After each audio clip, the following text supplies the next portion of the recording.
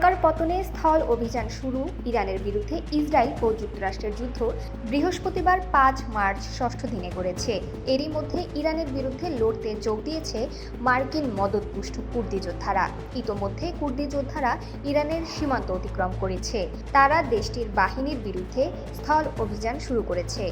মার্কিন ও ইসরায়েলি কর্মকর্তারা এই তথ্য নিশ্চিত করেছেন। খবর জেরুজালেম পোস্ট ও ফক্স নিউজের।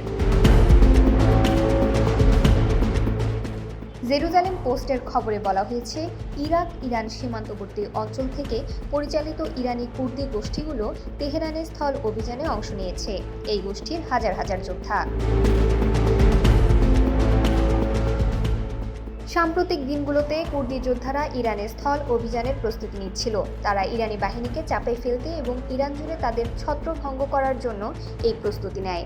জেনিফার গ্রিফিন নামে একটি এক্স অ্যাকাউন্ট থেকে বলা হয়, মার্কিন কর্মকর্তারা সংবাদ মাধ্যম ফক্স নিউজকে নিশ্চিত করেছে যে কয়েক হাজার কুর্দি যোদ্ধা ইরান ক্রস বর্ডার স্থল হামলা শুরু করেছে। রিপোর্টে বলা হয়েছে, চলতি সপ্তাহের শুরুর দিকে কুর্দি যোদ্ধারা ইরানের বাহিনীর বিরুদ্ধে স্থল অভিযান শুরু করেছে।